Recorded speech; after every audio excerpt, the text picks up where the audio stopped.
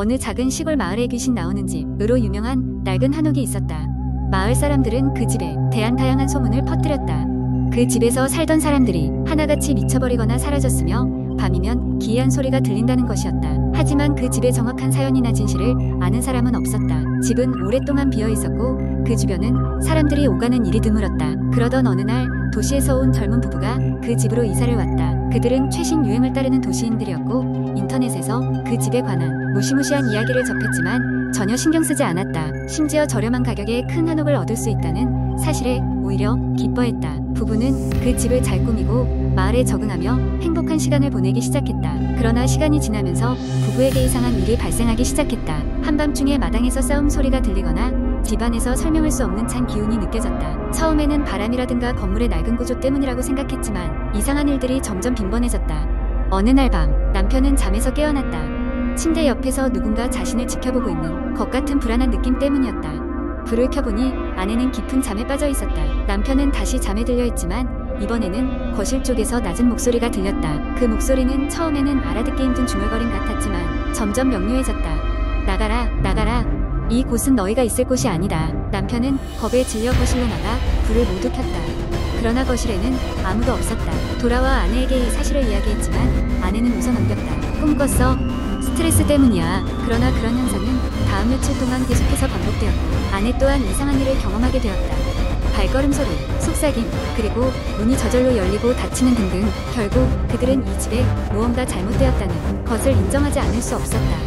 부부는 인터넷에서 정보를 찾아보기 시작했고 그 집에 얽힌 여러 괴담과 관련된 이야기를 발견했다. 그리고 그 집이 과거에 어떤 사건이 있었는지를 알게 되었다. 오래전 이 집에는 한 가족이 살고 있었다. 어느 날 그 가족은 이유도 없이 집에서 사라졌고 마을 사람들은 이 집이 헛소문이라고 생각하며 조용히 있었다. 하지만 그 이후로 그 집에 살던 사람들마다 수수께끼 같은 사건들을 경험했다는 것이었다. 너무 두려웠던 부부는 결국 무당을 찾아가 도움을 청했다. 무당은 집에 강한 원혼이 있다고 말했다. 원혼은 자신이 이승을 떠나지 못하고 이곳에 머무르며 살아있는 사람들에게 분노를 표출하고 있었다. 무당은 집에서 굿을 하기로 결정했다. 굿은 여러 날에 걸쳐 진행되었고 무당은 원혼을 달래기 위해 정성을 다했다. 마지막 날 무당은 비명을 지르며 쓰러졌다. 그녀는 깨어난 후 부부에게 말했다. 이 집에서 마지막 순간까지 원혼을 달래지 않으면 큰 재앙이 닥칠 것입니다.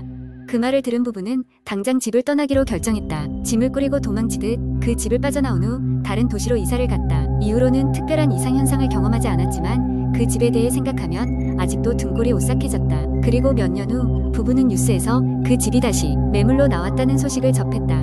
이번에는 빈티지한 저택을 사랑하는 외국인 부부가 그 집을 샀다는 것이었다. 마을 사람들은 또 어떤 일이 벌어질지 우려하며 그 집 주변을 지나갈 때는 걸음을 재촉했다. 하지만 그 후 그 집에 관련된 어떤 소문도 들려오지 않았다. 외국인 부부는 그 집에서 평온한 시간을 보내고 있다고 했다. 마치 모든 악령이 사라진 듯 아무 일도 일어나지 않는 것처럼 마을 사람들은 무당의 굿이 성공한 것인지 아니면 그 집이 받은 악령의 저주가 끝난 것인지 아무도 알 수 없었다. 다만 귀신 나오는 집으로 불리던 그곳의 이야기는 여전히 사람들의 입에서 입으로 전해지며 조심스럽게 회자될 뿐이었다. 두 번째 이야기, 한국의 한적한 시골 마을, 이름이 잊혀진 지 오래된 작은 동네에는 오래된 폐가가 하나 있었다. 그 집은 수십 년 전 한 가족이 비극적인 사고로 사라진 후 아무도 살지 않게 된 곳이었다. 하지만 주민들은 여전히 저녁이 되면 그 폐가 앞을 지날 때면 서늘한 기운을 느끼며 빠르게 발길을 옮기곤 했다. 가을이 깊어가던 어느 날 서울에서 온 대학생 4명이 마을을 찾았다. 학교 과제로 이 지역의 전설과 미신을 조사하러 온 이들은 마을 주민들의 경고에도 불구하고 인터넷에 유명한 폐가를 직접 탐험해보기로 했다. 그들은 그곳에서 겪었던 일이 귀찮은 과제 이상의 무언가가 될 거라고는 상상조차 하지 못했다. 저녁 해가 뉘엿뉘엿지던 때 그들은 팬들이 노후된 창문 뒤에서 바람에 흔들리는 소리에 맞춰 소리를 죽이며 폐가에 들어갔다. 집안은 먼지가 쌓여있고 곰팡이 냄새가 진동했으며 어딘지 모르게 차가운 기운이 감돌았다. 그들은 손전등을 켜고 서늘한 기운이 감도는 방을 조심스럽게 조사하기 시작했다. 가장 먼저 이상한 일이 벌어진 것은 부엌에서였다. 아무도 건드리지 않았음에도 불구하고 낡은 도자기 컵이 선반에서 떨어져 깨지는 소리가 났다. 한 친구가 겁에 질려 뒤를 돌아봤지만 아무것도 보이지 않았다. 그들은 무언가 오해가 있었을 거라며 스스로를 안심시키려 했지만 그 불안감은 쉽게 가시지 않았다. 다음으로 그들은 어두운 층계 위로 올라가 보기로 했다.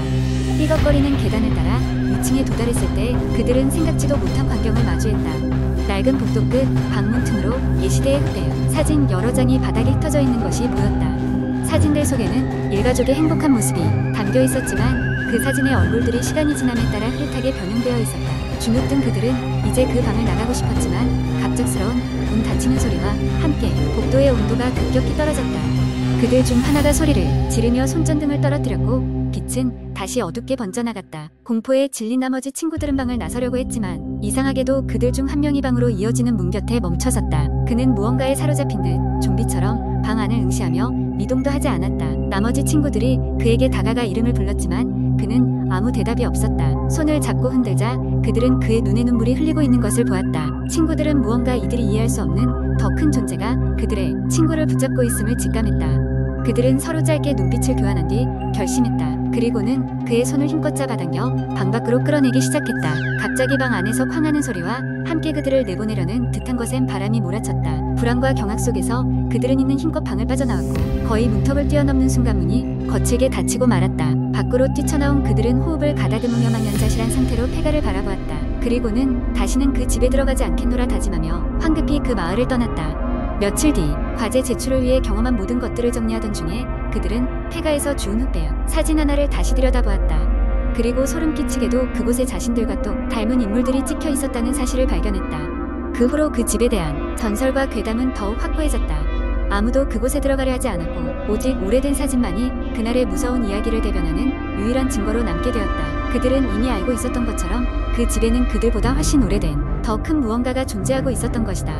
세 번째 이야기. 한국 인터넷에는 다양한 공포 이야기가 많이 공유되곤 합니다. 이 이야기들은 대개 실화처럼 꾸며져 있지만 그 진위 여부는 확인하기 어렵습니다. 긴 이야기를 작성해볼게요. 어느 작은 시골 마을에 정지된 시간이라는 별명을 가진 오래된 폐가가 하나 있었다.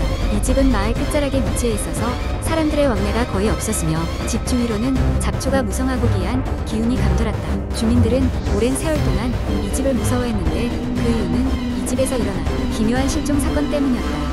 그 사건은 약 30년 전으로 거슬러 올라간다. 당시 인기 있었던 고등학교의 동아리 신비 탐험부 가 학교에서 벌어진 막연한 소문을 따라 탐험을 하기로 했다. 목적지는 바로 그 폐가였다. 이들은 학교에서 전해 내려오는 괴담을 하나하나 검증하기로 했고 가장 흥미로웠던 이야기가 바로 이곳의 괴담이었다.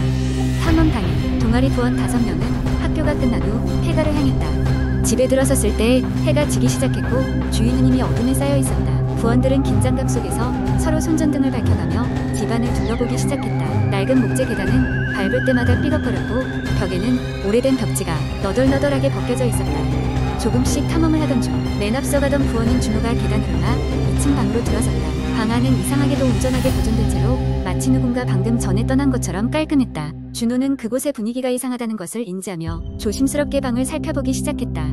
그 순간 바닥에서 기이한 소리가 나더니 어느새 뒤에 따라오던 친구들이 없는 것을 알게 되었다. 준호는 당황했지만 친구들을 찾기 위해 소리를 질렀다. 그러나 대답은 돌아오지 않았다.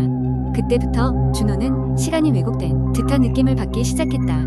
시계를 보니 시간이 갑자기 며칠이나 지난 것처럼 바늘이 돌아가고 있었다. 준호는 당황했지만 간신히 침착함을 유지하며 1층으로 내려왔다. 집안을 아무리 돌아다녀도 친구들은 찾을 수 없었고 오히려 자신이 집안에 갇힌 듯한 기분만 들었다. 준호가 마지막으로 멈춘 곳은 집의 다락방이었다. 다락방에는 오래된 문서와 그림들이 가득했으며 그중 한 그림이 그의 눈을 사로잡았다. 그림에는 지금은 사라진 친구들의 모습이 담겨 있었다.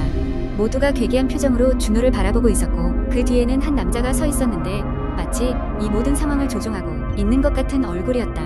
갑작스러운 소름에 준호는 그림을 뒤로 하고 다락방을 빠져나가려 했지만 다락방의 문이 자동적으로 닫혀버렸다. 밖에서는 이상한 울음소리가 들려오기 시작했고 준호는 점점 더 큰 공포에 사로잡혔다. 그는 그곳에서 빠져나가기 위해 미친 듯이 문을 두드리며 도움을 청했지만 소용이 없었다. 며칠 후 마을 주민들과 경찰이 준호를 찾으러 왔을 때 폐가의 문은 굳게 닫혀 있었고 누구도 열 수 없었다. 그 후로 준호의 행방은 묘연해졌다. 이 신비로운 소식은 마을 주민들에게 전해졌고 그날 이후로 폐가는 정지된 시간이라는 이름 아래 사람들이 접근하는 것을 꺼리게 되었다.